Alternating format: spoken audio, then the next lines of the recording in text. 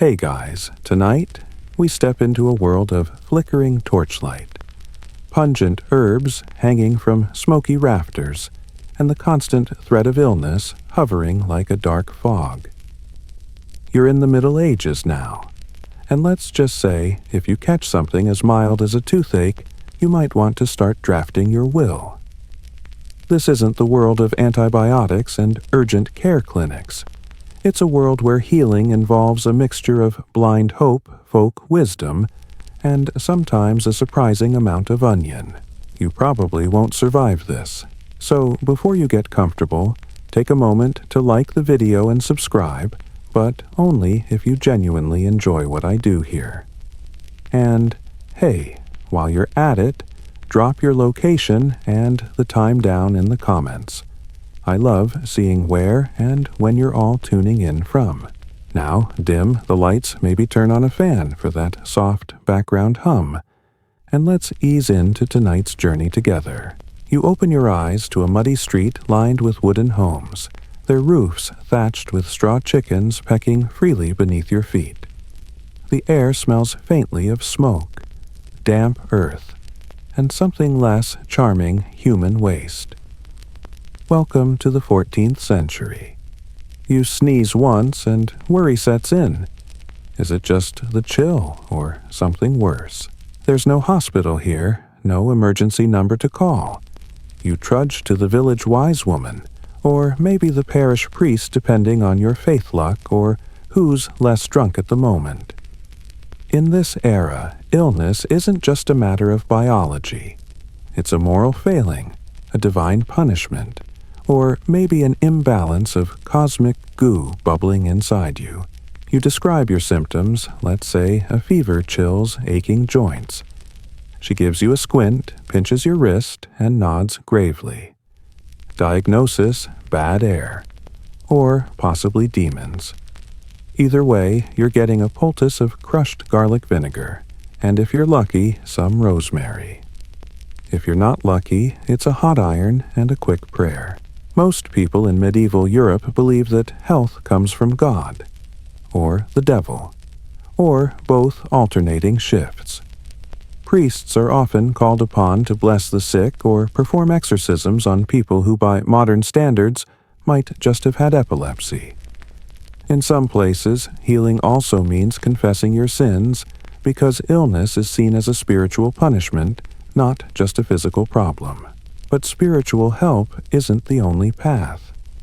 In your village, maybe there's an old woman who learned from her grandmother who learned from hers. She knows which leaves numb pain, which roots settle the stomach, and which berries should absolutely never be eaten unless you want to spend eternity hallucinating Viking gods. Historians still argue whether these wise women were respected healers or distrusted witches-in-waiting. And then there's the bleeding. Oh yes. If you're a noble or just want to feel fancy while slowly dying, you might see a physician trained in Galenic medicine. The belief that your body is ruled by 4 fluids: blood phlegm, yellow bile, and black bile. If you're sick, it's probably because one of these is throwing a tantrum. The answer: let it out. Literally. Out comes the lancet, and with it some of your blood. You lie back as a man in long robes and fur trim leans over you holding a brass bowl and explaining that your spleen is probably plotting against your lungs. The cure clearly is to slice your arm open and drain a pint or two of insubordination. You are reassured by the fact that this doctor also recommends lettuce and moderate exercise. But mostly the bleeding. Let's not forget about amulets. You might wear a little pouch around your neck containing dried flowers, Latin prayers, or a scrap of parchment with a mystic symbol scribbled by someone who once read part of a book. Did it work? Hard to say. But you don't want to risk not wearing it. Quirkier still are the home remedies passed from mouth to mouth like bedtime stories. Sheep dung poultices for wounds, cow saliva as a skin treatment, or our personal favorite, a powdered toad baked in a pie to balance the blood. No, you won't be tasting that in a modern bistro anytime soon. Children are often the most vulnerable. If you're under 10, the odds aren't in your favor, especially during a fever outbreak. Parents might pray to St. Nicholas or St. Apollonia the latter, especially if you're dealing with tooth pain, which you definitely will because dental care involves string luck and the willingness to endure a scream. It's a hard life, but not entirely without joy. You're part of a tight-knit community. If someone falls ill, neighbors bring broth, pass down stories of recoveries, and maybe light a candle at the local church. That sense of shared survival is powerful, essential even. There's no health insurance, but there is human connection. And in the middle of all this dirt and dread, that might be what keeps you going. So tonight, you're not just fighting a cold. You're navigating a maze of ancient beliefs, half-remembered cures, whispered prayers, and centuries of trial and error. Will the remedy help? Maybe.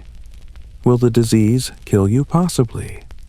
Will the wise woman scold you for walking barefoot through the morning dew again? Absolutely. And as you drift off, nestled under itchy wool, soot-darkened beams overhead, you start to wonder, was it the garlic that helped? Or just time? The stool is wooden, splintered, and still warm from the last unlucky soul. You sit down hesitantly, your hands clenched in your lap, the scent of old blood and boiled rags making your nose twitch. A cheerful man in a stained apron steps into view. He's humming. He's holding a razor. And no, he's not your doctor. He's your barber. In the Middle Ages, a haircut wasn't just a haircut. It was the prelude to a minor surgery, a tooth extraction, or maybe a good old-fashioned bleeding. These jack-of-all-trades were called barber surgeons, and yes, they could trim your beard and your infected toe in the same session. Multitasking medieval style. You explain your symptoms.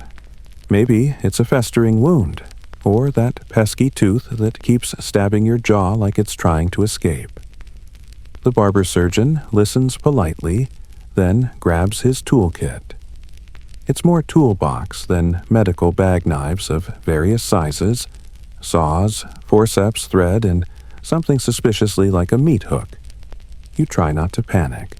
His workspace is charitably rustic. No antiseptics, no gloves, and certainly no anesthesia. You might get a sip of ale or a stick to bite down on. If you're very lucky, he'll let you scream into a rag. Pain management isn't really a science yet. It's more of a personal growth experience. The barber sets to work.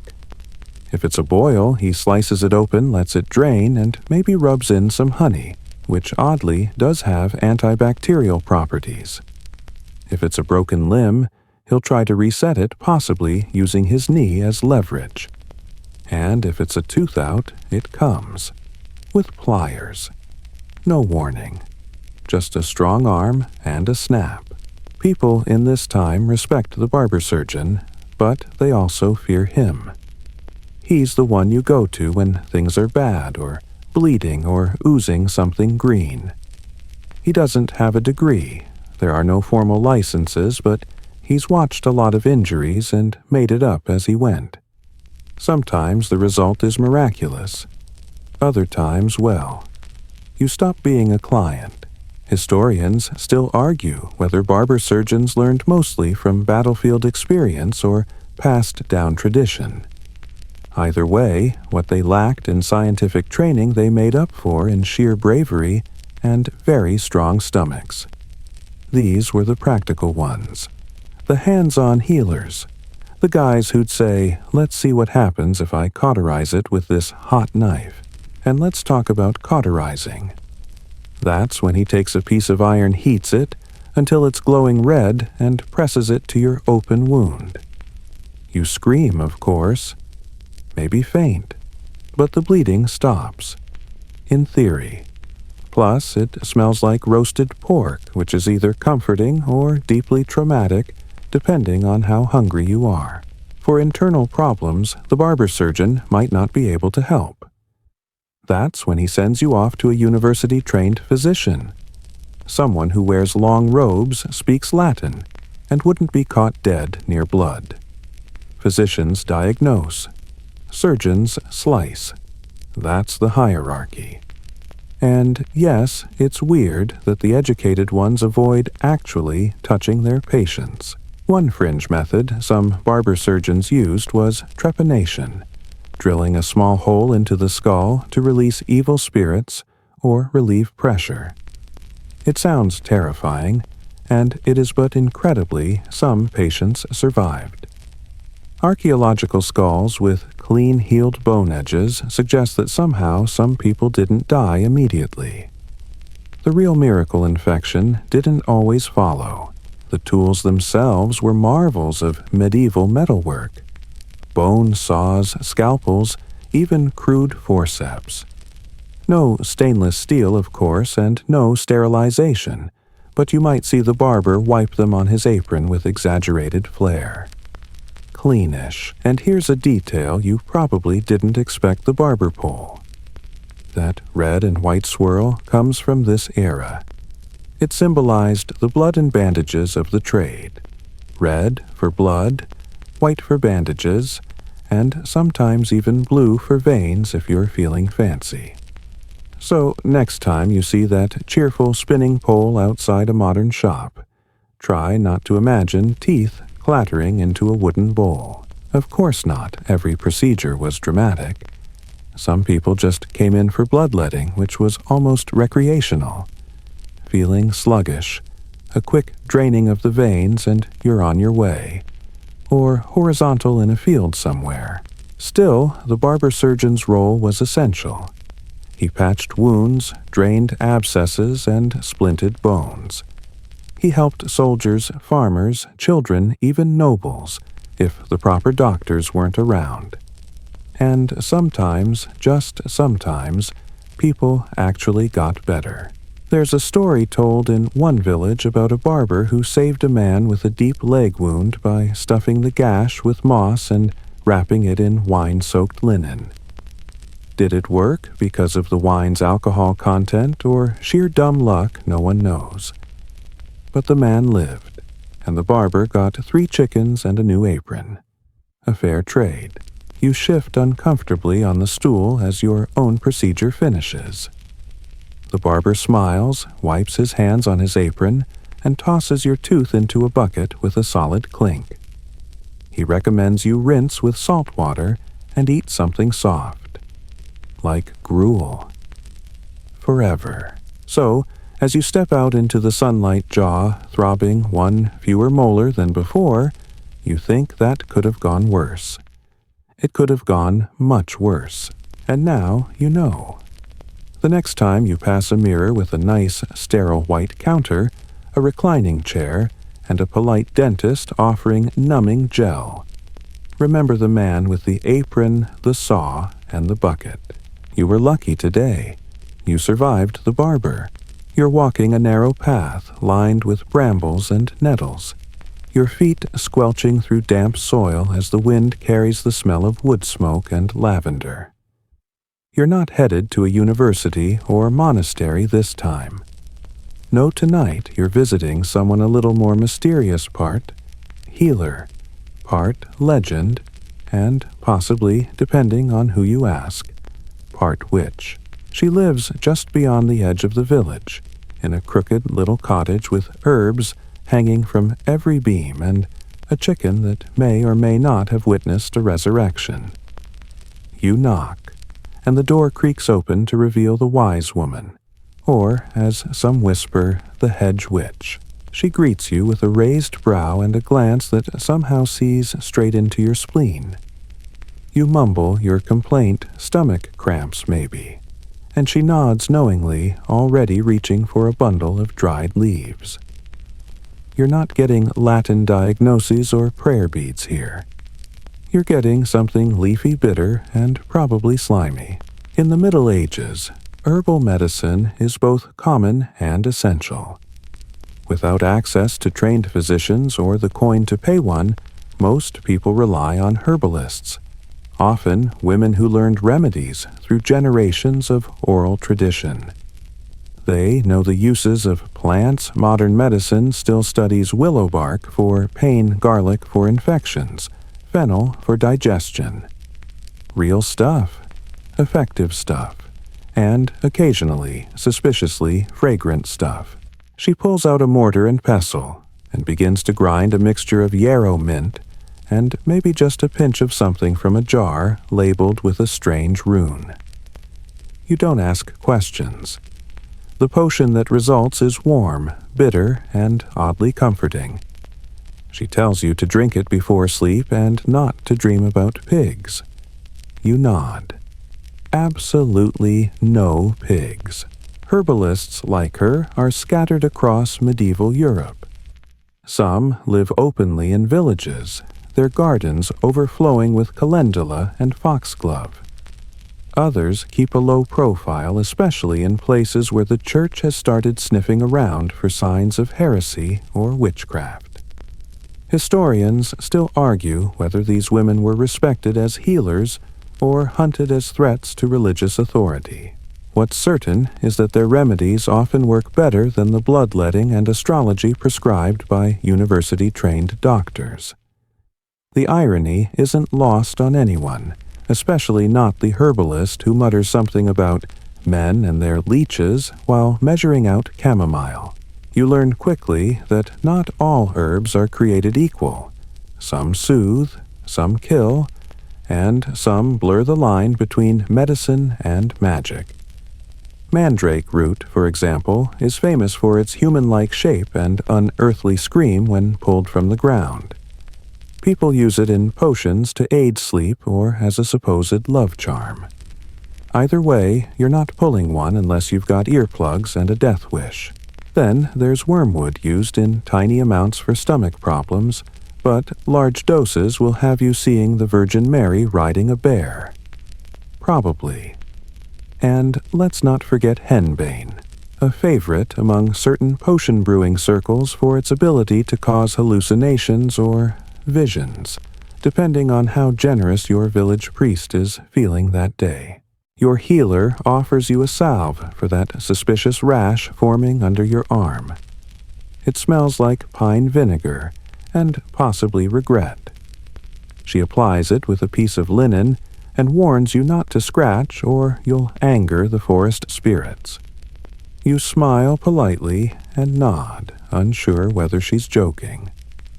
Honestly, you don't want to find out. Fringe remedies abound in this world. One tale from rural Wales speaks of a healer who claimed crushed emeralds mixed with sheep's milk could purify the blood. The cost: half a chicken and a promise never to mention it to your neighbors. Some folks swore by urine therapy using aged urine to treat infections or clean wounds.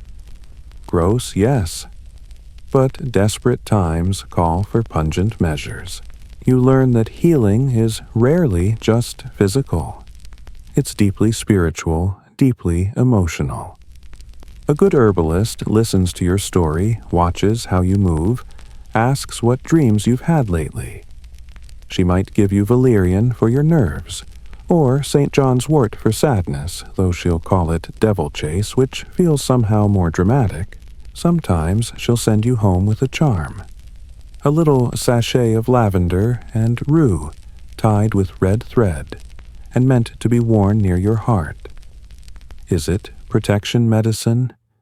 A placebo wrapped in superstition? Yes, all of the above. These wise women work in the gray areas of society, neither fully embraced nor fully outcast. When their remedies help, they're saints. When something goes wrong, suspicion grows like mold. A sudden death, a failed birth, a storm that ruins the barley crop, any misfortune might be pinned on the healer. But still, people come. Because beneath the fear is a deep, unspoken truth: these women know things. They've seen things. And when your body aches or your child won't stop coughing, you don't care whether she learned it from her grandmother or the devil himself. You just want it to stop.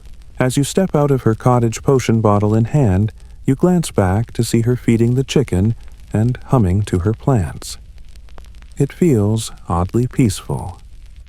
Maybe it's the herbs working already, or maybe it's something else, the quiet comfort of being seen, cared for, and sent back into the world with hope. So tonight, as you sip your strange brew and drift into sleep, you think of her garden of secrets, her hands stained with mint and marigold, her half-smile when she warned you about pigs. Whatever magic she uses, you're just glad it tastes better than leeches. The church bell tolls in the distance, slow, sonorous, and far too early for your liking. You rise from a straw mattress, joints cracking, and begin the walk to the only place in town that treats both your soul and your stomach ache, the monastery infirmary. That's right. This time, your healer wears a habit. In a world without antibiotics, without understanding of germs, and where even washing hands before surgery is considered. Unnecessary at best, monastic communities stand as oddly reliable beacons of healing.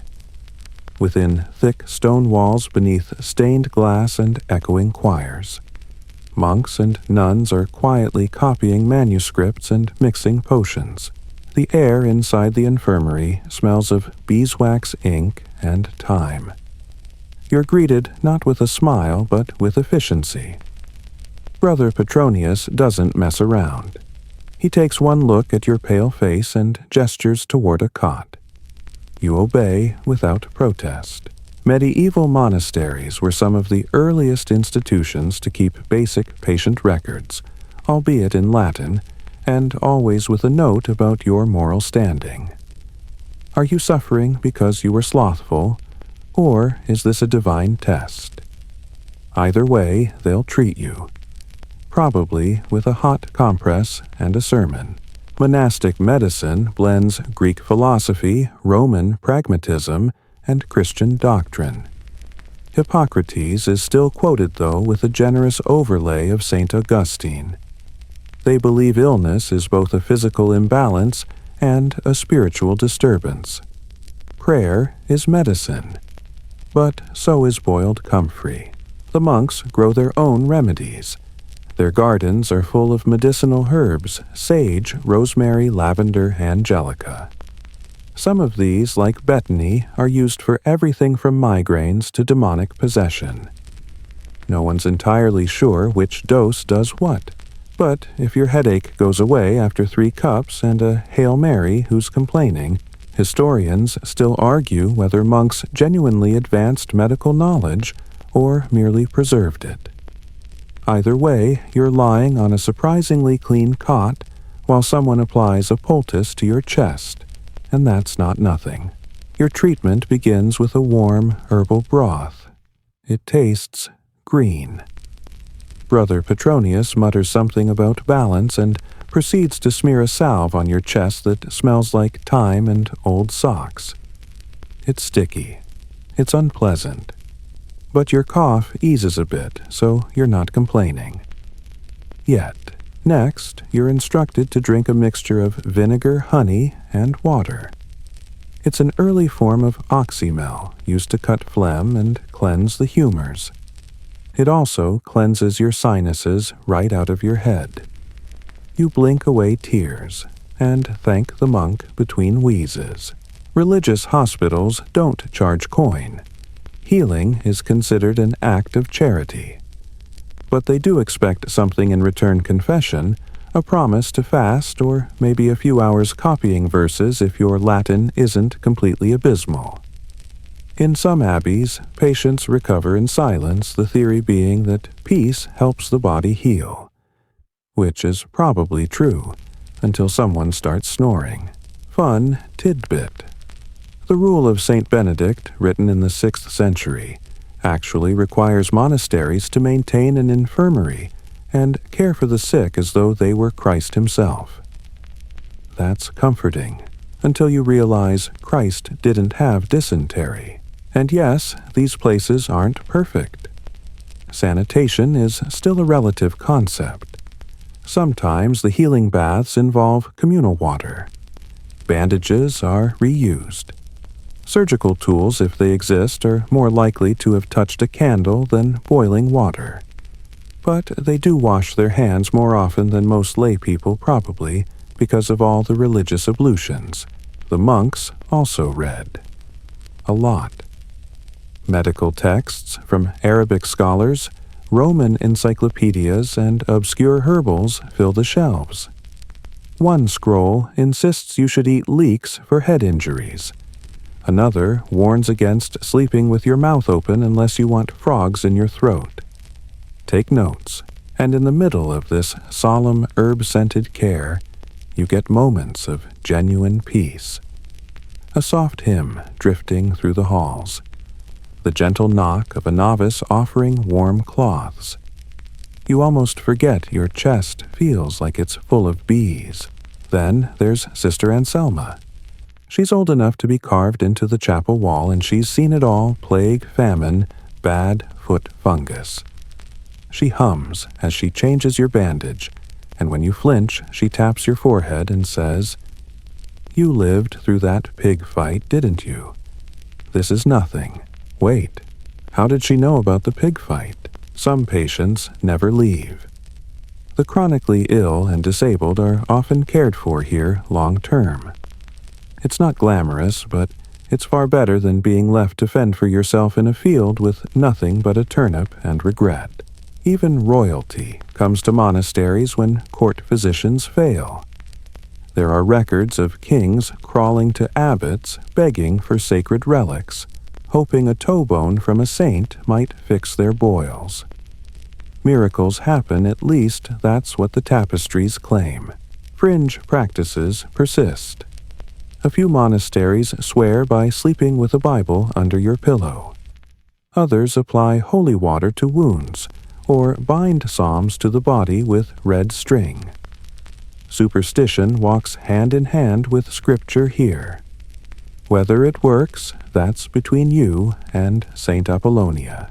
Your stay ends with a warm meal stew bread and a tiny cup of something sweet that tastes suspiciously alcoholic.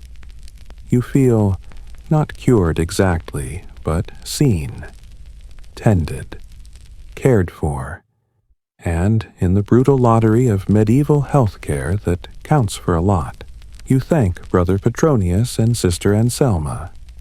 They nod.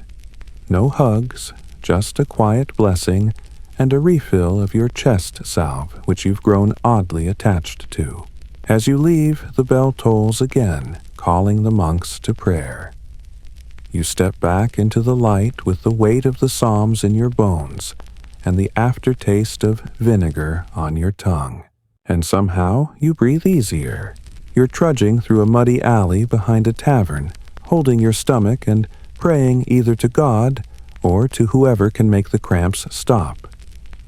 Let's be honest, it's probably something you ate. Maybe it was that stew that tasted like regret and old socks. Or maybe it's just another round of life reminding you that food safety is a future concept. Food poisoning could be. Intestinal worms. Almost definitely. Whatever it is, there's no emergency room, no pharmacy, and certainly no Pepto-Bismol. Your best bet now, home remedies, and not the cute kind your grandma used. We're talking full-throttle medieval DIY medicine. You stumble into a small cottage. The woman inside eyes you and immediately gets to work. She pulls out a jar labeled with something that looks like a goat sneezed mid-ink. Inside, it's a lumpy gray powder burnt bread, ground up and mixed with wine. You're about to become a human experiment. This is medieval internal medicine at its finest. Everything you can pour, chew, or choke down that might fix what's wrong inside. And what's wrong inside is usually described as imbalanced humors. You're probably too full of phlegm or bile. Or maybe you've just been thinking too many lustful thoughts, and the Lord is smiting your digestive tract.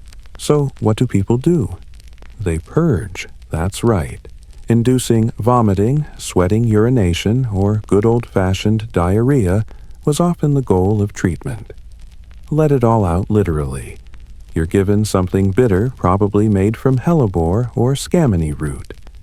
The taste is worse than the cramps, and before long you're regretting everything you've ever eaten. Mainstream fact alert. The go-to internal cleanser in the Middle Ages was cassia, a plant-based laxative. Monks used it, herbalists praised it, and physicians prescribed it for everything from fevers to melancholy. Combine that with a diet of mystery meat and week-old bread, and your bowels were on a roller coaster. Still clutching your stomach, you're handed a warm compress soaked in vinegar and sage. It's meant to be placed over your belly to draw out the evil. You oblige, if only because you're too tired to argue. You're also told to lie face down with a heated brick wrapped in linen beneath your hips. It's surprisingly comforting, especially when someone starts reciting a soothing charm in the background. You're not sure if it's Latin or gibberish, but you don't dare interrupt. But now, a fringe favorite, powdered staghorn. Yes, ground-up deer antler. People believe it strengthens the heart and protects against poison. It's stirred into a cup of mead and handed to you like a sacred offering. You drink. It's earthy, very earthy, like licking a forest floor. Then someone suggests a live frog tied to your stomach to draw out illness. You decline. Politely. Historians still argue whether these animal-based practices were genuine medicine or symbolic ritual ways of transferring illness from person to creature. Either way, Frog Guy swears by it, and he looks weirdly healthy. Another classic toasted bread soaked in boiled ale and mint, then eaten slowly while sitting in total silence. Not half bad, honestly. Might even come back in fashion. Medieval toast therapy. Call it gastro-spiritual fasting and slap it on a wellness blog.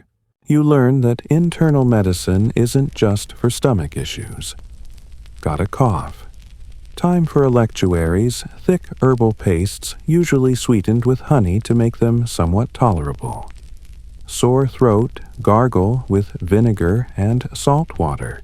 Then drink warm ale spiced with aniseed. Still struggling with that belly pain. It might be worms.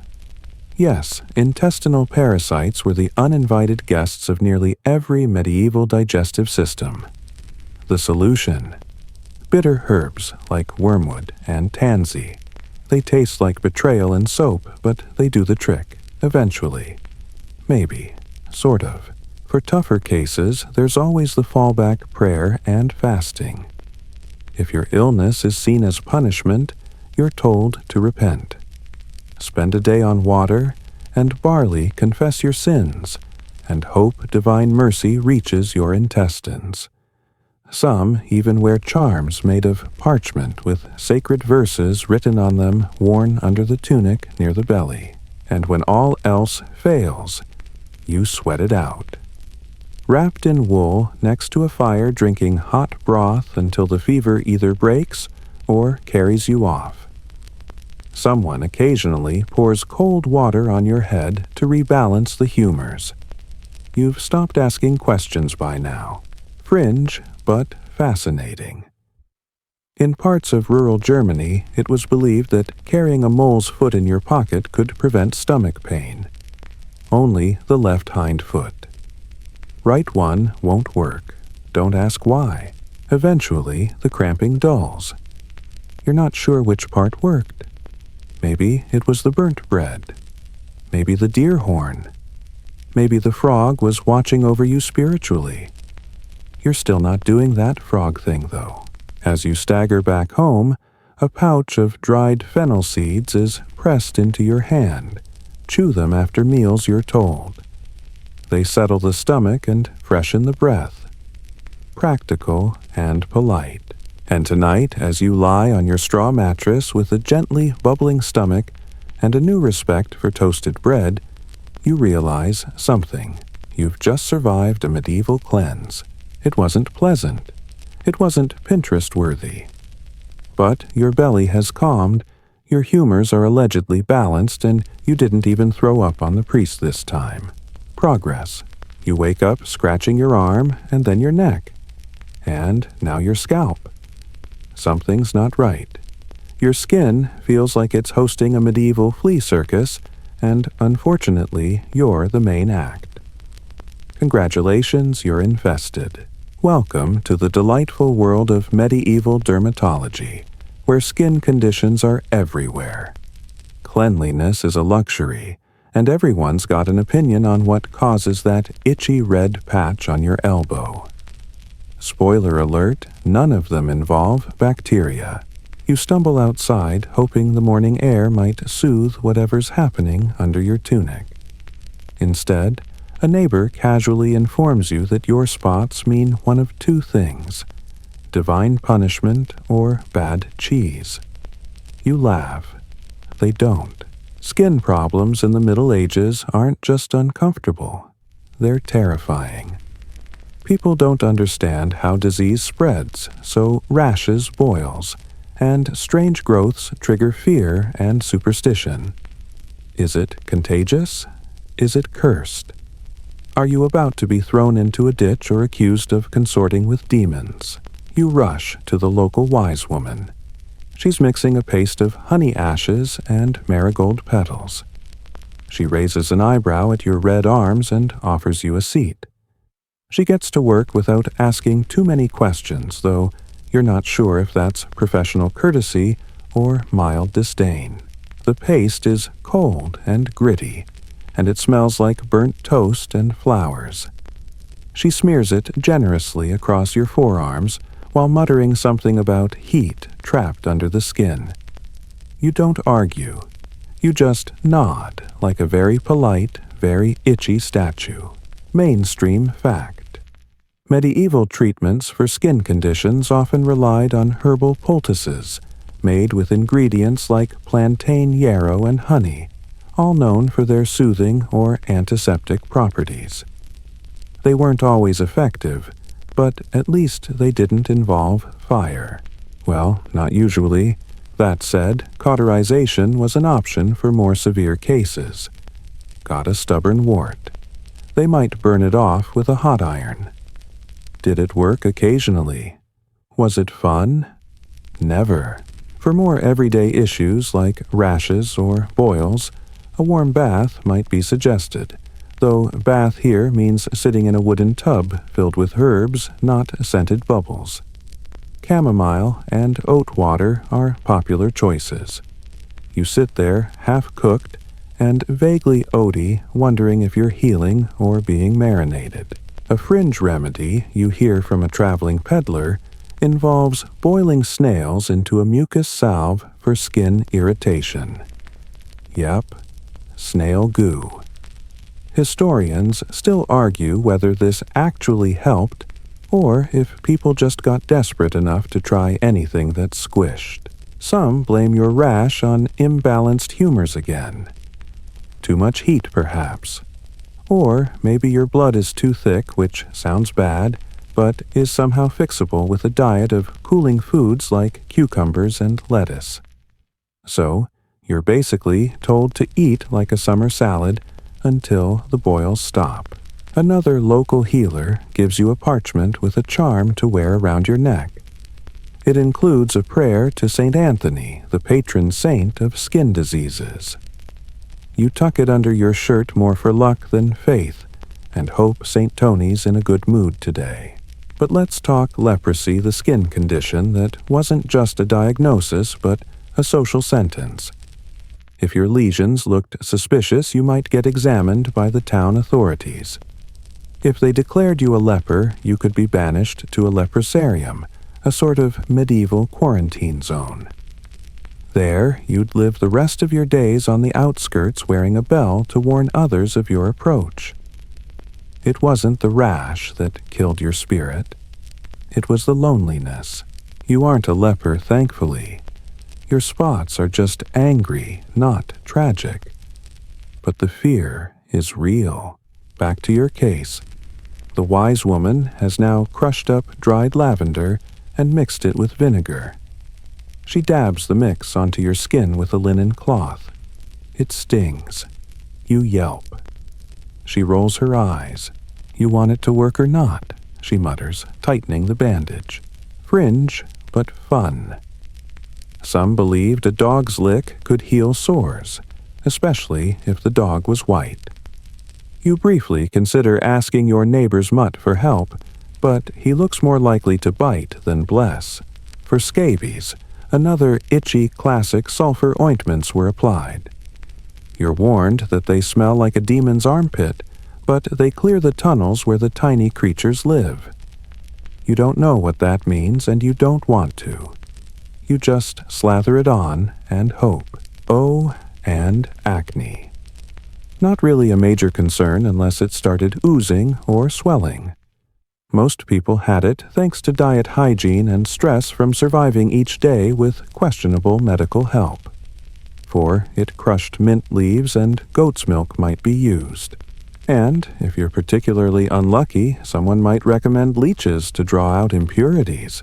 Yes, again with the leeches. You end your long day of medieval skincare with a clean tunic, a bandaged arm, and a vague scent of herbs and vinegar trailing behind you. The itching has lessened, or maybe you've just stopped caring. Either way, you feel like you've passed some sort of rite of passage. As you drift to sleep, you remember the charm around your neck, the lavender sting, and the sheer number of people who offered advice today. Skin in the Middle Ages isn't just a barrier, it's a canvas. One that tells people if you're healthy, cursed, or in need of quarantine. Tonight it says you'll live. It might not be comfortable. It might not be pretty.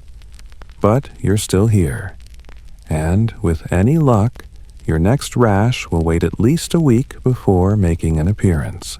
You're sitting on a wooden bench in a chilly church hall trying not to fidget as the priest eyes you from under his hood. You're not entirely sure why you're here. Maybe it was the sleepwalking, or the nightmares, or the fact that your neighbor swears they saw you talking to your own shadow. Whatever it is, this is medieval mental health care, and it's about to get strange. No one in this time calls it mental illness exactly. Instead, they say you're moody, melancholic, possessed, touched, or simply not quite right in the head. There's no DSM, no diagnosis, no therapy dog named Biscuit. Just a spectrum of spiritual suspicion and desperate home remedies. At best, people think your brain has fallen out of humor. Balance, too much black bile. The go-to scapegoat for sadness, anxiety, or erratic behavior. At worst, they think a demon has moved in. You're the Airbnb of the damned. The priest lights incense and begins a quiet chant. The smoke curls around your face like a ghost, and you're told to breathe deeply. For purification, he says. You're pretty sure it's just sage and maybe a pinch of rosemary.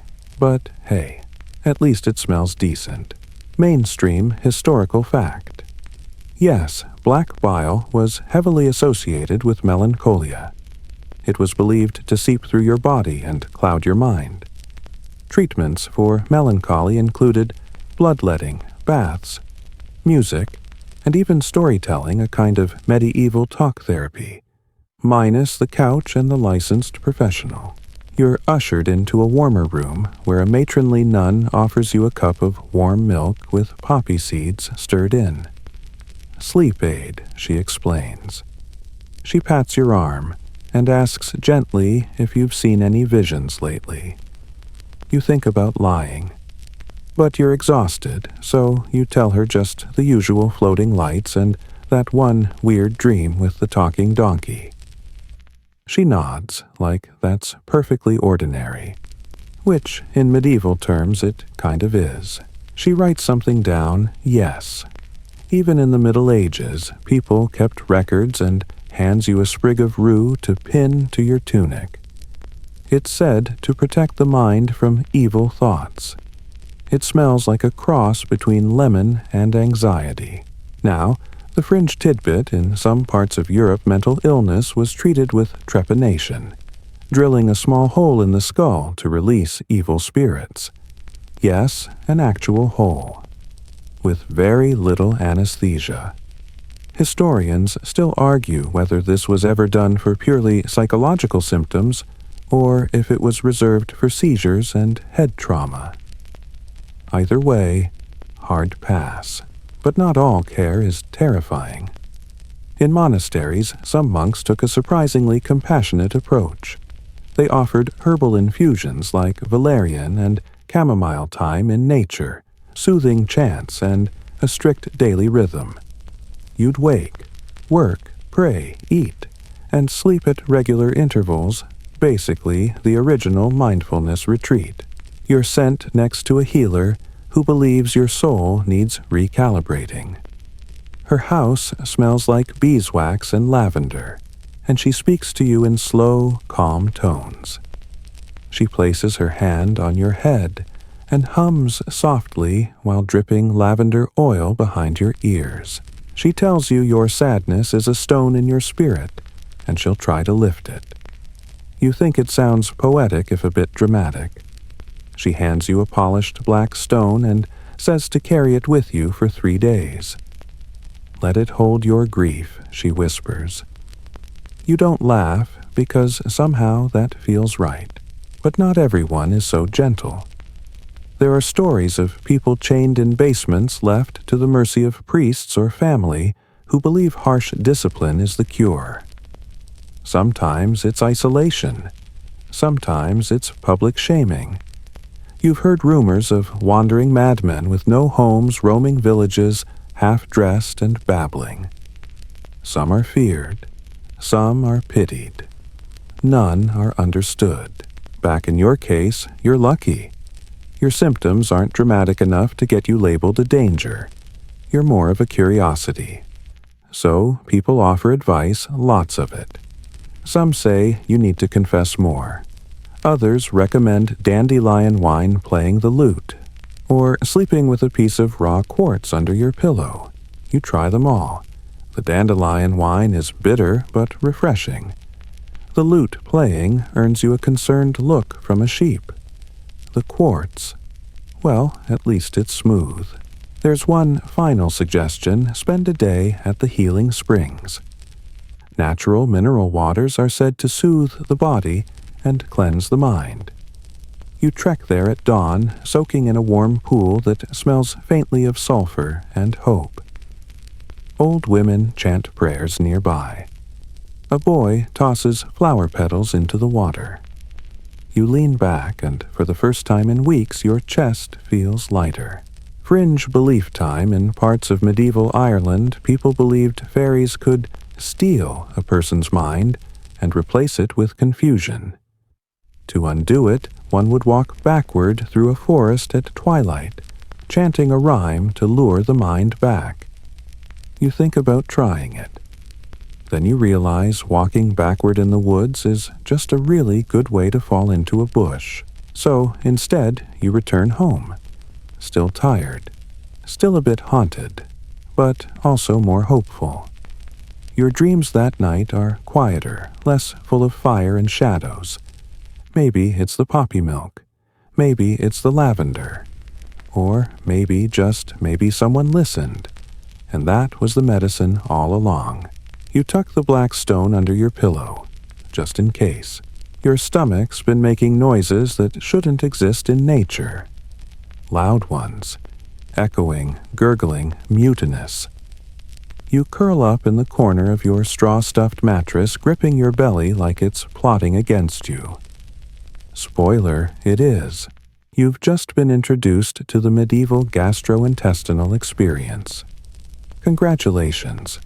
Whether it's bad bread, spoiled meat, or water, With a little too much personality, your digestive system has clocked out and left you to suffer. No Imodium, no Gatorade, and absolutely no refrigeration.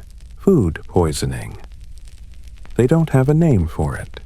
You're just afflicted. Maybe by spoiled eel pie. Maybe by a gluttonous sin. Maybe by the devil himself who clearly moonlights as a medieval chef. Your neighbor stops by to offer sympathy and a clay bowl of warm, thin porridge. It's laced with mint and cumin, a classic folk remedy for upset stomachs. You manage a sip. It's bland, but after 2 days of vomiting and praying, bland is your favorite flavor now. Here's your mainstream historical fact. Mint, ginger, anise, and cumin were widely used for digestive issues in the Middle Ages. Physicians recommended them for bloating, nausea, and indigestion. And, surprisingly, many of these herbs do help even by modern standards. Imagine that something actually working. But medicine back then wasn't just about herbs, it was also about interpretation. If you were vomiting or had diarrhea, it was seen as your body purging excess humors. Better out than in, they said, with alarming cheer. So, in a twisted way, you weren't sick. You were cleansing.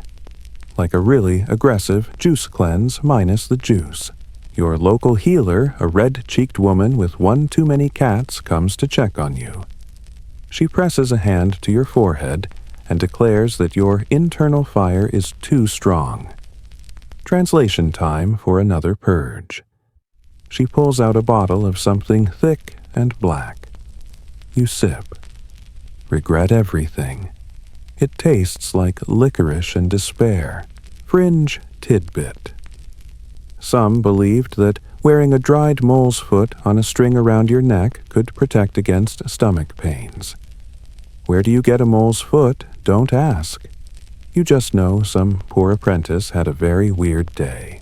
Later that night you clutch your gut and groan. Someone whispers that you must have broken a food taboo like eating fish and dairy on the same day. Another says it's because you skipped church last week. You start to wonder if your intestines are Catholic now. Water's not safe either. Wells can be contaminated. Streams flow through who knows what. And boiling water isn't always common practice. Fuel is expensive, and superstition sometimes warns against altering water's natural balance. So, what do people drink? Beer, ale, cider. Basically, if it's fermented, it's safer than the stuff in the bucket. Even children drink weak ale. So, yes, your medieval stomach is an alcoholic by necessity. You take a cautious sip of flat ale and pray it doesn't backfire. Historians still argue whether food contamination or waterborne illness caused more death in non-famine years. There's evidence that dysentery and the flux a charming nickname for chronic diarrhea were major killers, especially during wars or in cities. But the exact numbers are lost to time like your last meal. You're feeling a little stronger now. Enough to walk to the market where you browse bundles of dried herbs tied with string. Chamomile, fennel, yarrow, all popular stomach soothers. A vendor suggests chewing on angelica root to banish the evil wind from your gut. You don't ask for clarification. You just chew. Then there's the bread, your daily staple if you're lucky. But bread can betray you. In lean times, people mixed in filler grains bark, or even powdered chalk to stretch the dough. Worse, some rye bread gets infected with ergot, a toxic fungus. You eat it, and suddenly the walls are breathing and your fingers feel like snakes. That's not indigestion. That's poisoning. Ergotism was called St. Anthony's fire, and it caused hallucinations, gangrene, and even death. Monasteries dedicated to St. Anthony tried to treat victims with diet changes and prayer, though sometimes amputation was the only way to survive. So, yes, bread could literally make you lose a limb. Back in your village, people debate your recovery plan. One recommends a spoon of ash mixed with honey. Another says you should lie on your left side with a heated rock on your stomach. Someone else says if you tie garlic cloves around your waist, your belly demons will flee. It's all very scientific. You try the garlic. It does nothing but make your dog extra interested in your waistline. Eventually, you recover. Slowly, your energy returns. Your bowel movements are less dramatic. You whisper a thank you to the mint gods and swear off eel pie forever. But the memory lingers. Every odd twinge in your gut makes you pause. Every suspicious stew is an act of culinary faith. You learn to sniff your food like a bloodhound. You learn to eat slowly. You learn to trust porridge above all things. As you lie in bed, stomach calm for the first time in days, you reflect on your survival. It wasn't glamorous. It wasn't easy. But you made it. And next time someone offers you a curdled milk tart with mystery herbs, you'll just smile politely, back away slowly, and blame it on your imaginary mole-foot allergy. You wake to the sound of coughing. Not your own this time, but close. Someone outside is hacking like they've inhaled a fistful of gravel. It's early, the sky still yawning open with the first hints of dawn, and the air smells like damp earth and chimney smoke. You sit up slowly, ears pricked. It's the village cough again. That low rhythmic bark that echoes from house to house. Sometimes it's just a chill. Sometimes it's the start of something worse. Either way, welcome to the never-ending battle between lungs and life in the Middle Ages. Your throat feels dry. You clear it softly, just in case. No phlegmy symphony, yet good sign. Still, you remember what happened last winter when half the village was flattened by what they called the winter fever. A few survived. A few didn't. People in the Middle Ages didn't have the luxury of distinguishing between bronchitis, pneumonia, influenza, or the common cold. It was all a variation of ague catarrh, or the consumption. You coughed, you sweated, you lay in bed and hoped for the best. Sometimes you even walked it off because, well, no sick leave in the 14th century. Mainstream historical fact. Tuberculosis, called consumption back then, was rampant. People wasted away over months or years coughing blood and growing thinner by the day. There was no cure, but it was so common that poets even romanticized it. Gaunt, pale, dreamy. You're not dying, you're just artsy. You rub a dab of honey on your tongue just like your grandmother taught you. Thick, golden, slightly gritty, it coats your throat like a warm shield. Honey's not just comfort food here. It's medicine. Real medicine. Antibacterial, soothing, and sweet enough to trick your body into believing things aren't awful. The local healer brings over a small pot of stewed onions and garlic. For the lungs, she says before telling you to breathe in the steam deeply. You oblige mostly because it's warm, and you'd forgotten what it feels like to inhale something that isn't cold air or chicken feathers. A fringe remedy from the era people sometimes placed a hot poultice of mashed turnips or horseradish on their chest to draw out the sickness. There were even recipes involving badger fat, goose grease, or, brace yourself, fermented animal urine. Historians still argue whether the stink alone scared the illness out of people or just made them less social. You feel a tickle in your throat and immediately panic. Is it just dust or the beginning of something more sinister? Someone advises you to walk through a smokehouse to clean your chest. The logic: if your lungs hate the smell, maybe they'll fight harder. You cough harder afterward, which they say is a good sign. You're not convinced. The village elder, a weathered man with the lungs of a chimney, swears by drinking warm ale spiced with thyme and pepper. You try it. It burns your throat and makes you burp thyme for an hour. Still, you do feel a little clearer. Air quality: not great. Homes are smoky from hearths, straw bedding traps, dust, and there's little ventilation unless you count gaping hole in the roof. People cough constantly, especially in winter. The young and the old are hit hardest. You hear stories of entire families lost to a single chest illness, just snuffed out like candle flames. You make a syrup from boiled figs and vinegar. A bit of honey helps it go down. It's sticky and weirdly satisfying. You wrap a wool scarf around your neck and try not to breathe too deeply.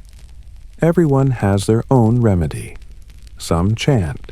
Some fast. Some go out into the cold and yell into the wind as if daring their lungs to fail. There's an open scholarly debate on how well these home remedies worked. Some historians believe garlic and honey had real value, especially as mild antimicrobials. Others argue that the benefit was more placebo than power. But when medicine's a gamble, even the illusion of healing can save your spirits. You visit the monastery infirmary, your last resort. It's quiet, warm, and smells of lavender and damp stone. A monk takes your pulse the old way by staring at your face and guessing.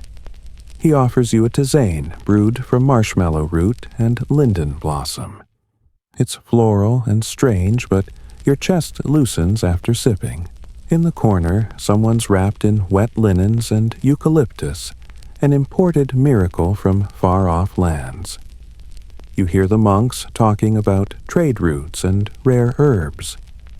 Even in the Middle Ages, global supply chains meant your cough might be treated with something that once grew in Persia or Egypt. You remember hearing about a traveling healer who swore by the fire cupping technique, placing heated cups on the back to draw bad humors from the lungs. It sounded intense. You wonder if it worked. Historians are still unsure if it was therapeutic or just another scar to show off. You nap that afternoon under 3 blankets and a hot stone. You sweat dream of bees and wake up coughing into your elbow. Progress hard to tell, but at least your bones don't ache as much. You think of all the things people do for their lungs. Sing, chant, burn herbs, sleep sitting up, hang garlic over the door. It's a full-time job, keeping your breath in your body. Night falls. The air sharpens. You wrap yourself tightly in furs and wool, and whisper thanks to your slightly less annoying lungs. You're not healed yet, but you're no longer wheezing like a medieval accordion. Tomorrow you'll try hot nettle tea and another onion poultice. Tonight, you're just grateful to breathe without rattling like a cart on cobblestones. You wake in the dark, but it's not morning. It's deeper than that, somewhere between midnight and nightmare. And something is wrong. You're cold but sweating. Your heart hammers like a blacksmith's mallet, and your joints burn like they've been filled with hot tar. Your skin's tight and flushed. Someone touches your forehead and sucks in a breath. Fever. The village doesn't use the word fever lightly. It's not just you feel hot. It's an omen. A signal that your body is fighting a battle it might not win. Sometimes the fever breaks. Sometimes you do. And now you're here flat on your back, blinking up at a ceiling made of old beams and shadows. You're too hot then, too cold. Your blanket's too heavy then, too thin. someone opens the window to let the devil's heat out. You kind of hope he takes the fleas with him. Mainstream historical fact. In the Middle Ages, fevers were considered a symptom, not a disease. Physicians would categorize them based on how long they lasted, what part of the body was affected, and how the pulse felt. Quotidian fevers struck daily tertian every other day, and quartan every third. Malaria, by the way, was absolutely a thing in medieval Europe, especially in marshy regions. You mumble something probably profound like, A hand lifts your head, and a sour herbal brew trickles down your throat. It tastes like dandelion, pennyroyal, and betrayal. You try to cough it up, but someone plugs your nose until you swallow. A fringe tidbit. Some believed a fever could be sweated out by wrapping the patient in layers of mustard-soaked cloth and placing them near a roaring fire. You'd be steamed like a medieval dumpling if you didn't faint first. You drift in and out. Sometimes you see faces you know. Other times you see saints, or demons, or your childhood dog offering you boiled cabbage. Fever dreams aren't known for subtlety. Someone's boiling vinegar in the corner now, the fumes biting at your nostrils. It's supposed to purify the air.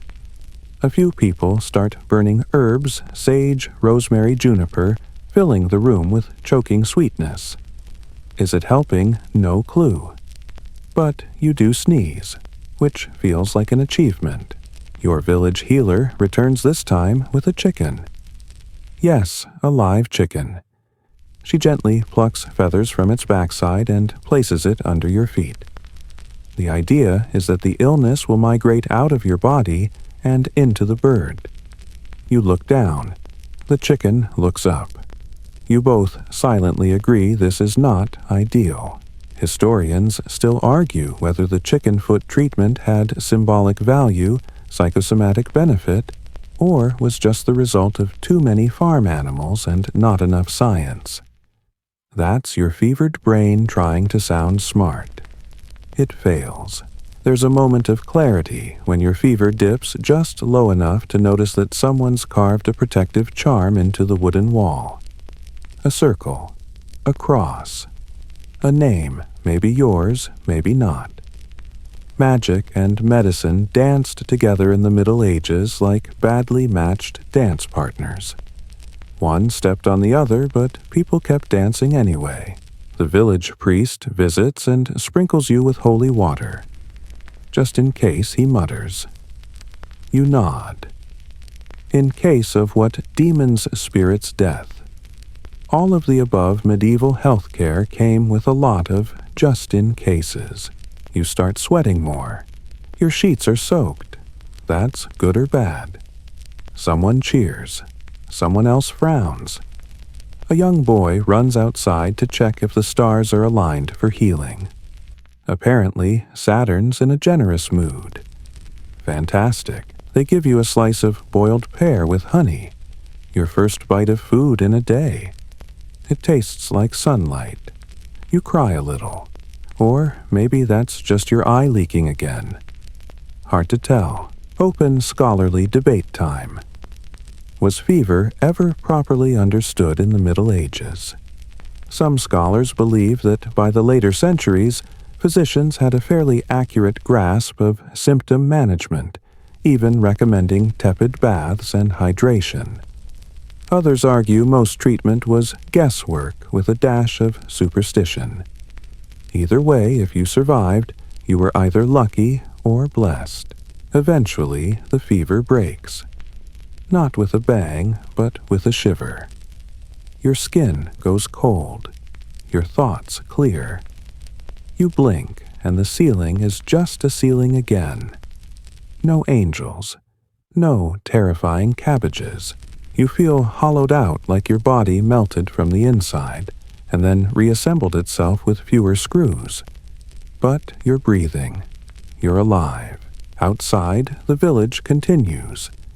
You hear the clack of hooves, the call of birds, the gossip of people who probably thought you were halfway to the grave. You imagine the chicken, proud of its sacrificial service, now free to return to a life of scratching dirt and avoiding stew pots.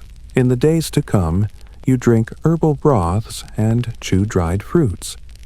You sit in the sun when you can let your bones remember warmth. You're told to avoid cold winds and strong smells. You nod. You'd agree to anything that doesn't involve mustard cloth or chicken feet. Still, you can't help but wonder if the fever had been worse if the herbs hadn't worked.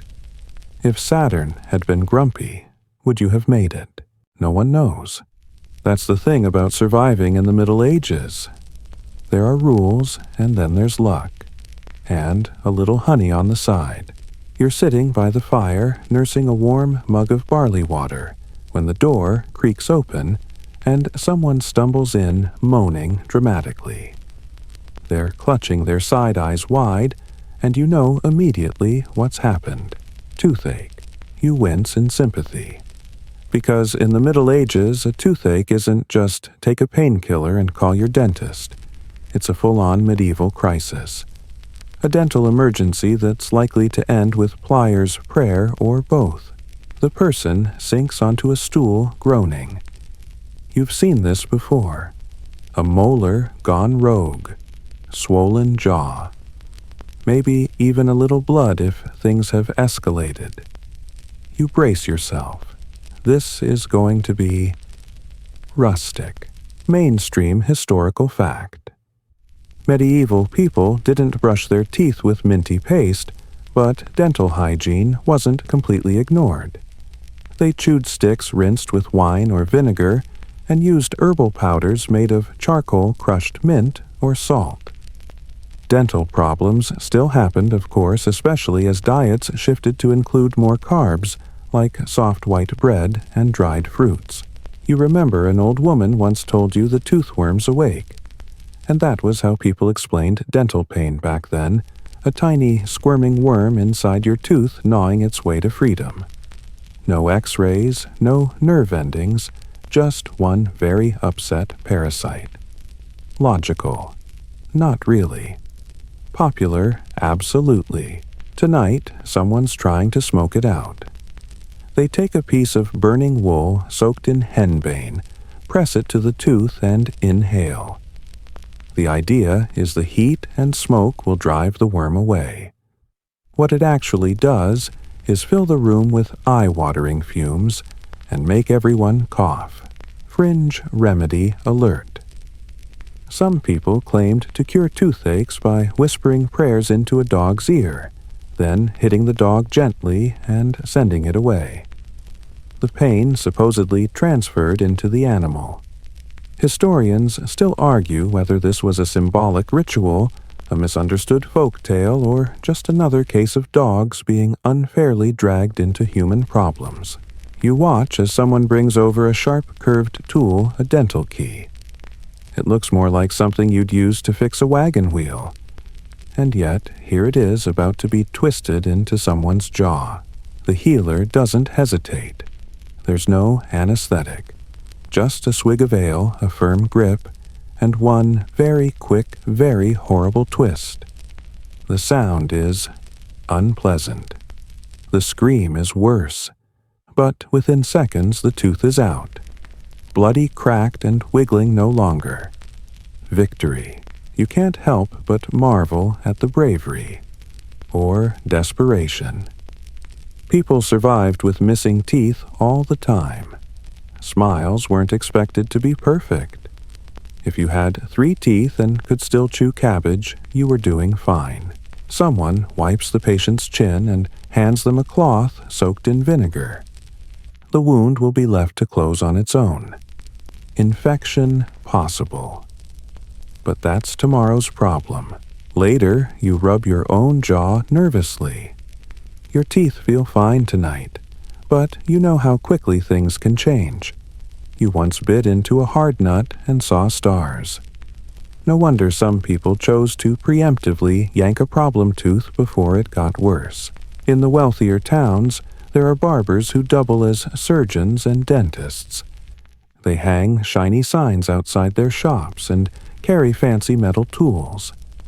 You once heard a story about a barber who extracted 5 teeth in a row while humming. Kept the rhythm, someone said. But here in your village, it's more likely to be a blacksmith's tongs or a heated knife. Not ideal, but it's what you've got.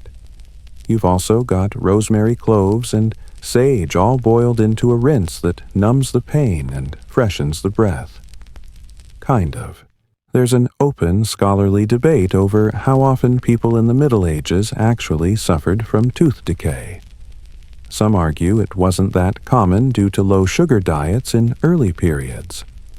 Others point out that even minimal decay could turn into a serious infection without warning. The archaeological record shows plenty of worn-down teeth and a few skulls with abscesses that probably hurt worse than heartbreak.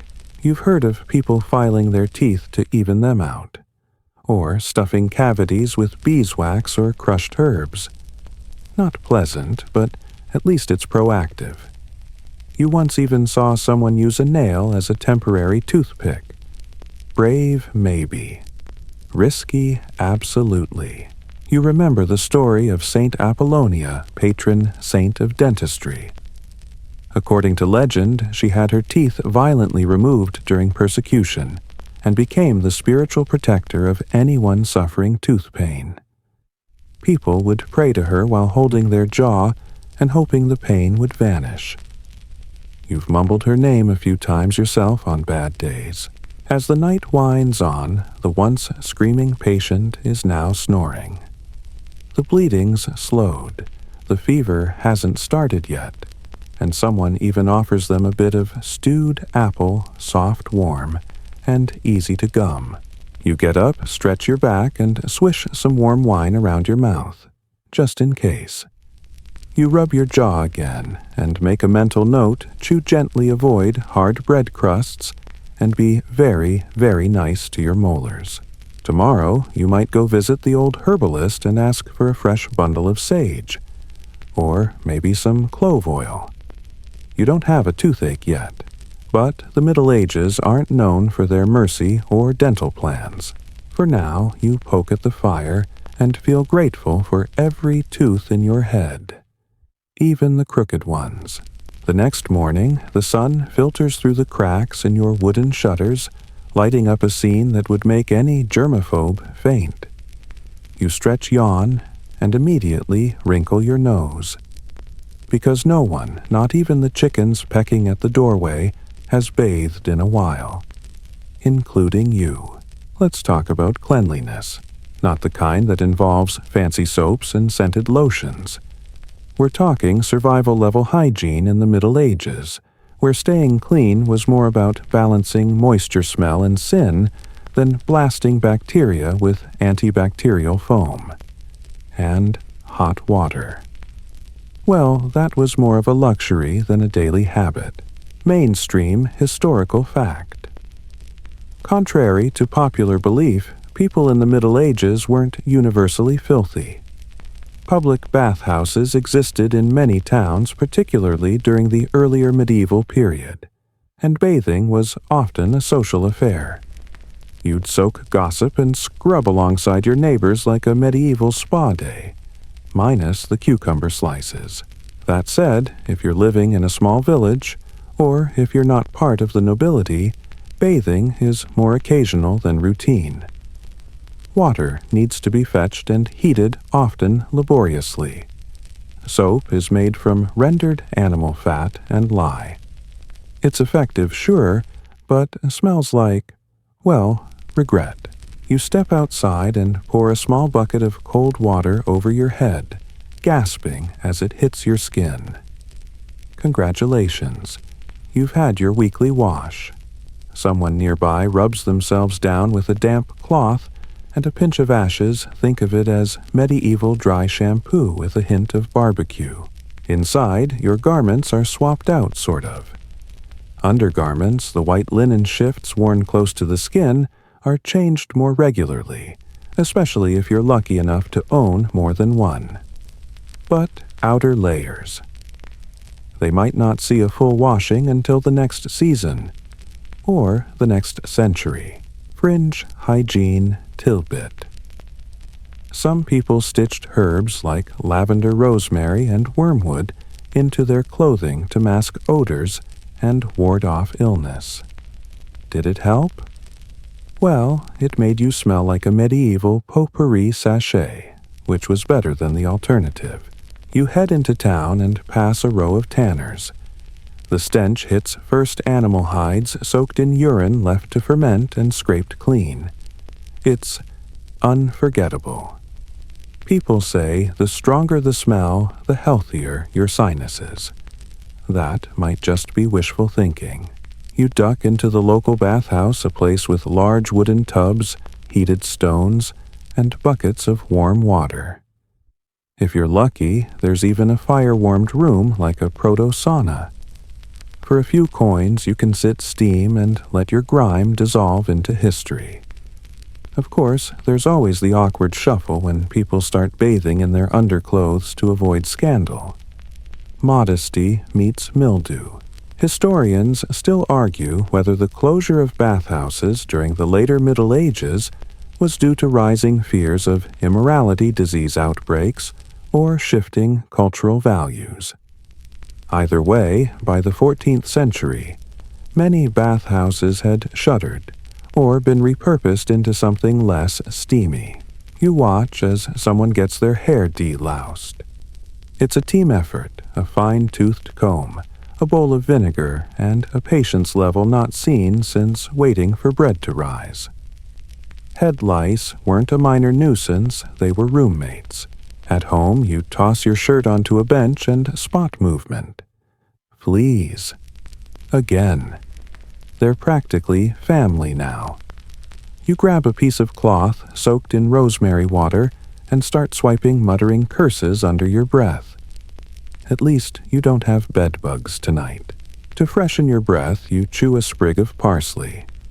It's not minty, but it's green and vaguely pleasant.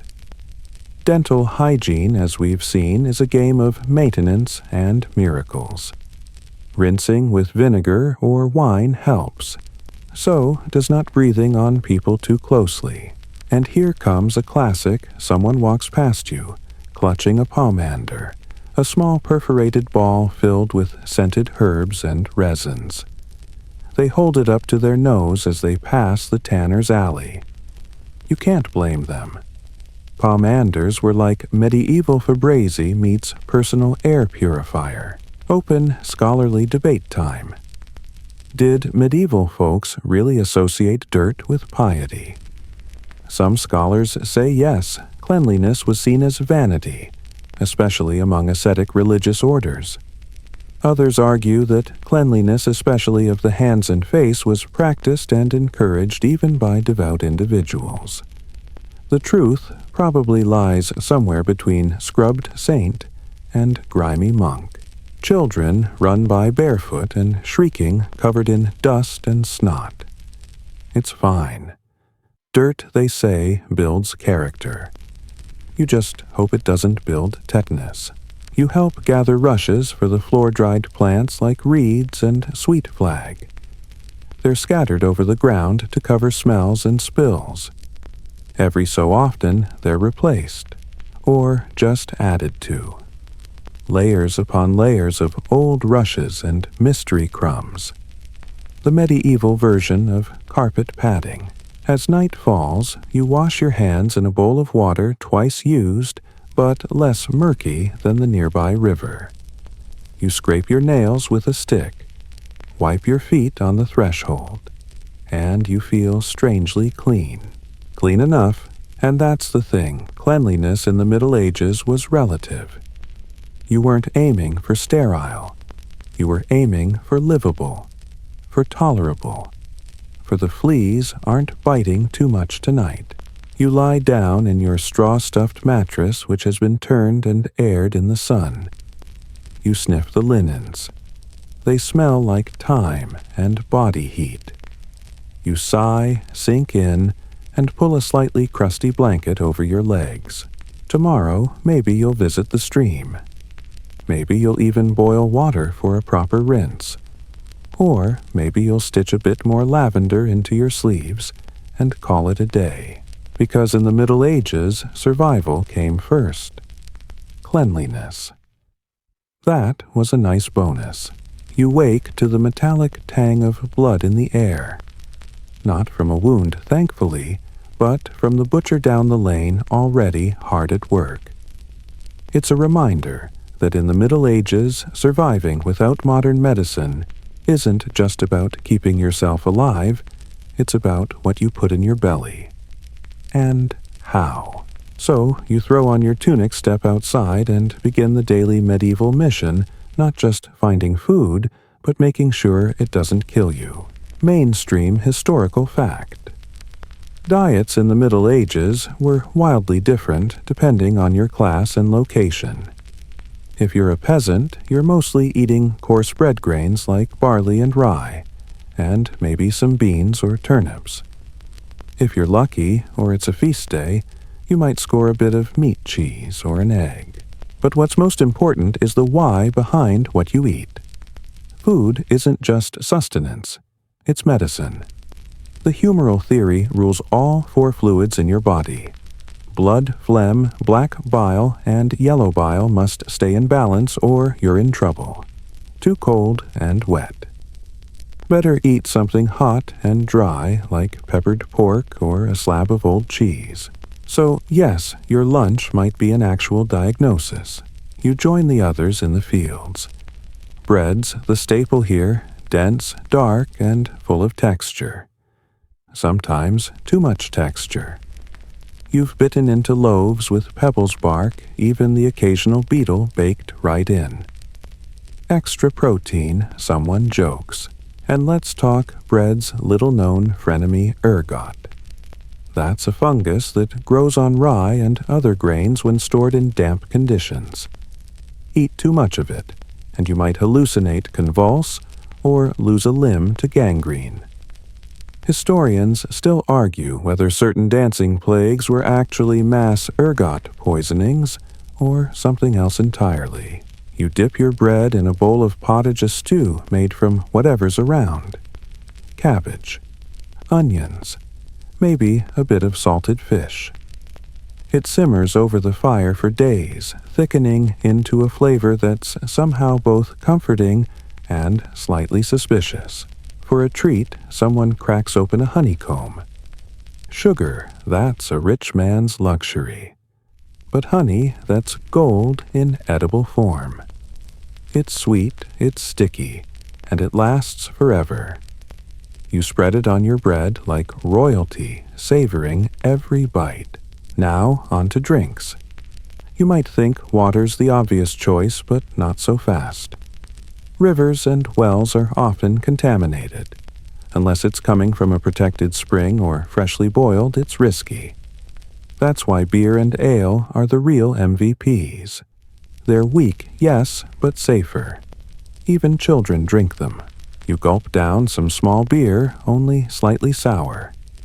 It's made by women in your village who pass recipes like family heirlooms. Some add herbs. Others chant prayers over the bubbling cauldrons. You've seen both. Fringe tidbit. In some regions, people believed certain cheeses could cure stomach ailments, especially if they were moldy. Good mold, they'd say, tapping the blue-streaked lump knowingly. Today, we call it penicillin adjacent. Back then, just a lucky guess. You watch as someone guts a rabbit today's dinner for the village elder. Meat's rare, and when it shows up, it's not wasted. Every part is used. Tongue, liver, kidneys, the works. Bones get boiled for broth. You've gnawed on rib ends so sharp they could write in parchment. Sometimes, though, you get the opposite problem. Meat that's a little past its prime. A little green around the edges. No fridge means preservation is everything. Salting, smoking, drying. These are more than flavor. They are survival. You've eaten ham so salty your eyes watered. But you ate it. In wealthier towns, markets buzz with options: figs from afar, spices like cinnamon and cloves, and imported wines that taste like ambition. You trade for turnips and dry apples. Still, you've heard rumors of saffron making its way into a local pie once. Legendary. At night, you sometimes sip a tisane, an herbal infusion of chamomile, fennel, or mint. Not just for taste, but for healing. Upset stomach, chamomile. Bad dreams, valerian root. Sore throat, honey, and thyme. And here comes the real fun: fasting. The church calendar is full of days when meat, dairy, and eggs are forbidden. Over 100 days a year, in fact. So you get creative. Almond milk becomes your new best friend. Fish becomes your indulgence. And on Fridays, lentils again. Open scholarly debate time. Some argue that medieval peasants were healthier than later industrial workers because their diets, though limited, were largely unprocessed and plant-based. Others point to nutritional deficiencies, seasonal hunger, and parasites as proof that survival was still touch and go. The evidence goes both ways, like a badly handled fishmonger's cart. Speaking of parasites, you've learned to inspect your food closely. Worms in fruit, normal. Maggots in meat. Just scrape them off. Bread crawling with tiny beetles, toast it harder. Crunch optional. You once saw someone bless a loaf of bread before eating it, not for grace, but to ward off illness. Bread, like all food, had its superstitions. Some people even kept holy loaves from shrines to protect their homes. It's bread, but make it magical. Back at your hut, you help grind barley for tomorrow's meal. The sound is soothing, rhythmic, ancient. You catch yourself humming, and when the sun sets, you finally sit. Your meal is simple stewed beans, a hunk of cheese, and a half-stale slice of bread. You dip it in oil from last summer, still sharp and grassy. It's humble, yes, but you're full, you're warm, and you're still breathing, which in the Middle Ages counts as a major culinary victory. The night wraps its damp arms around your village, and as you light a small beeswax candle, a strange sound echoes from the next hut over choking coughs, deep and rhythmic, punctuated by muttered prayers. Illness has arrived. Again, you know the drill, because in the Middle Ages, sickness isn't a maybe, it's a when. And when it comes, you don't call a doctor with a little black bag. You call, well, whoever's nearby and still upright. Mainstream historical fact. Most communities didn't have doctors the way we think of them today. There were university-trained physicians, sure, but they were expensive, bookish, and often far removed from hands-on healing. So, instead, you relied on the local wise woman herbalist, monk, or barber surgeon, depending on the flavor of your affliction. And right now, the woman next door has a fever that won't break. You knock gently and are waved in. The room smells like sweat, damp straw, and rosemary. Always rosemary. It's hung in bundles to cleanse the air more for comfort than efficacy. You help sponge her brow with a cloth dipped in wine. She mutters something about a dream about floating through a field of white flowers. You squeeze her hand. Somebody brings in a hot compress of mustard seed and vinegar to place on her chest. It's meant to draw out the bad humors. You nod solemnly. Whether it works or not, it helps people feel like they're doing something. And sometimes that's the real medicine. Fringe tidbit. There's a charm carved into a piece of hazelwood tied around her wrist, a local remedy against night spirits. You've seen similar amulets stuffed with owl feathers, dried frog legs, even carved Latin phrases so garbled the priest gave up deciphering them. In the corner, a small pot bubbles over the fire. It's filled with a pungent mix of sage, garlic, and honey. You ladle out a bit and coax her to sip. Garlic for strength, sage for clarity, honey, to soothe the throat and to make it all go down without gagging. Then comes the dreaded question, should the blood be let? Bloodletting is a cornerstone of medieval medical theory. The body's balance depends on it after all. You've seen it done with leech's cupping, or a sharp lancet across the arm. Sometimes people faint. Sometimes they recover. Sometimes they don't. Tonight you decide no. She's already weak. Taking more would be like tipping a boat already leaking water. Outside, you hear murmurs. Another neighbor has developed swelling under their arm. The kind that spreads fast. The kind with a smell. Your stomach flips. Plague. It can't be. Not again. Historians still argue whether all medieval plagues were caused by Yersinia pestis, or if multiple pathogens were involved. What's clear is that when these waves hit, they didn't just kill. They shattered entire communities. You pull your cloak tighter. You remember when the monks came swinging censers heavy with incense trying to purify the air. Miasma, they called it, bad air. If you smelled rot or sulfur or even too much perfume, it meant sickness was close. That's why people walked around with herbs stuffed in their sleeves, or held oranges stuck full of cloves near their noses. Prevention was as much about ritual as reason.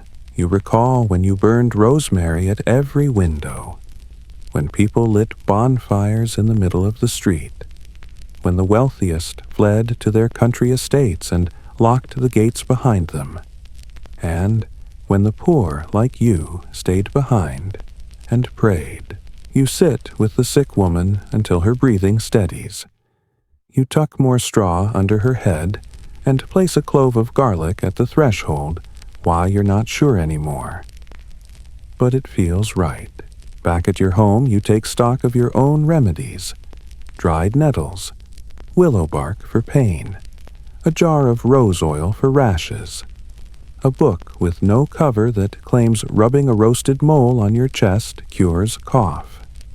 You don't laugh. Not anymore. You remember when your own mother mixed crushed pearls into wine when you were sick as a child. You survived. She didn't. In some towns, monks keep infirmaries, small rooms lined with cots and linen. They know herbs. They keep bees. They recite psalms. And they record everything hoping to understand illness one patient at a time. But you live far from such places. Here, healing is homemade. Still, there's a kind of resilience in this mess. A kind of courage in doing what you can with what little you have. People recover. Not always, but often enough to keep trying. You head outside where someone is burning a dead chicken over juniper branches. It's a charm to cleanse the home of evil spirits. The smell is awful. The intention is pure. You wonder idly how people will look back on your time. Will they laugh at your methods, shake their heads at the moles and amulets and garlic-stuffed doorways? Then you think maybe not. Maybe they'll understand. Because when all you have are herbs' hope and a little heat from the fire, you do what you must. You check on your neighbor once more. Her fever has broken. Her breath comes easier. You smile. You're not out of danger. But for now, you've won a small victory. You crawl into bed as the candle gutters. You clutch a sprig of lavender and tuck a dried apple under your pillow, a charm for health and dreams. and you whisper thanks into the darkness, not to science, not to medicine, but to survival. The roosters haven't even thought about crowing yet, but you're already up, boots thudding quietly on the packed dirt floor. After nights like last night, fevered neighbors whispered prayers and lavender dreams. You've learned one thing about medieval life. Surviving without modern medicine isn't just about potions or plasters. It's about who you have around you. Community is the strongest medicine you know. Mainstream historical fact. In the Middle Ages, communal care was often the difference between life and death. Without hospitals in every town or ambulances on call, people relied on each other. Villagers tended to the sick, shared food, kept fires burning, and looked after orphaned children. It wasn't optional. It was survival. You step outside and breathe in the crisp morning air, tinged with wood smoke and the earthy promise of rain. A neighbor waves a silent check-in. You nod back. Everything okay. Still breathing. Still with us. You walk toward the small church. It's not Sunday, but it doesn't matter. The church is where people go when they need help. Not always prayers. Sometimes it's broth shelter or a kind ear. Inside, someone is lighting candles for a woman who died 2 nights ago. The village's children had made her a small wreath of twigs and dried violets. Someone else will take in her youngest daughter. No question. No paperwork. Just instinct. There's a quiet code here. Everyone plays a role. Fringe tidbit. In some communities, midwives and healers formed their own loose networks of mutual aid-sharing secrets and remedies, passing them down through whispered instruction, sometimes even encoded in embroidery patterns or carved symbols on spoons. They didn't write books. They were the books. You remember the old man who could read the stars and tell you when illness was coming. He couldn't explain it. He just knew. People laughed until they stopped laughing and started listening.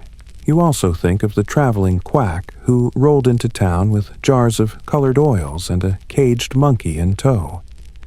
He sold powder that smelled like cinnamon and promised to ward off plague. Most people bought it anyway. Not because they believed him, but because he offered something rare, a flicker of hope in a bottle. Historians still argue whether these so-called charlatans did more harm than good, or if their wild concoctions sometimes accidentally worked. It's hard to test when ingredients include crushed emerald and powdered unicorn horn. Yes, really. You make your way back home passing the communal oven. Someone's already baking. A woman offers you a small loaf in exchange for a bundle of herbs. No coin changes hands. This is how it works. Later, you help build a shelter for a man whose roof collapsed in last week's storm. He can't work yet, cracked ribs, but others have filled in. Someone fixed his fence. Another repaired his door. He'll do the same when it's your turn. It's not always peaceful. People argue. Fights break out. There's gossip, rivalry, jealousy. But when illness strikes, when the baby won't stop crying or the fever spikes all that fades, you fetch water. They bring broth. Someone sits by the bed until the worst passes. You remember a widow who used to hum lullabies to calm sick children, not just her own, but anyone's. When she passed, the whole village sang her songs for a week straight. Some still do. Even the animals seem in on it. The village dogs growl at strangers and nuzzle the sick. A goat once stood vigil outside a dying child's home. No one knows why. No one forgets it. Your village doesn't have a physician, but it has a weaver who knows poultices, a blacksmith who can splint a broken arm, and a baker who makes a tea from linden flowers that actually helps you sleep. You know because you've tried it. Twice. The best healers are often just the best listeners. And the best medicine. Sometimes it's someone sitting beside you at midnight, handing you water, whispering that the fever will break, that you'll be okay, that they're not going anywhere. Your hands are calloused from labor, but when you help change a bandage or cool a brow, they feel like a doctor's. Maybe better. You don't think of yourself as a healer, but you are one. Because in the Middle Ages, surviving isn't about waiting for someone in fancy robes to arrive with a cure. It's about the 1,000 small kindnesses passed hand to hand like bread, like flame, like prayer. The sun sets now, and the air turns soft and blue. You hear singing in the distance. Someone's recovered. A little girl runs past laughing. Her brother had been sick. He's sitting outside now, wrapped in a blanket, eating boiled eggs. You smile. Tonight no one dies, and that here is a miracle. So now close your eyes. Imagine the hush of a medieval night settling around your tiny village. The fire's gone low, but the embers still pulse with soft orange light like the heartbeat of the earth itself. Outside, the wind stirs the trees gently, and in the distance an owl calls once then again before falling silent. You're wrapped in a woolen blanket. The straw mattress beneath you rustles quietly as you shift. You've done what you could today, ground grain, brewed tea, cooled a fevered brow, traded bread for rosemary. There's no magic pill. No emergency room. Just community hope and maybe a little stubborn luck. The world is still dangerous. Sickness still lurks. But you're not alone in facing it. You have neighbors. You have hands that know how to heal. You have stories passed down and charms tied in ribbon, and prayers whispered into the night like lullabies. Even in the darkest hours, someone keeps the fire going. Even when medicine is just wine and willow bark somehow. People survive. And you've made it through another day. You're warm. You're full. You're safe for now. Let the distant echoes of bells and laughter melt into the hush of sleep. Breathe in slowly, breathe out softer, and drift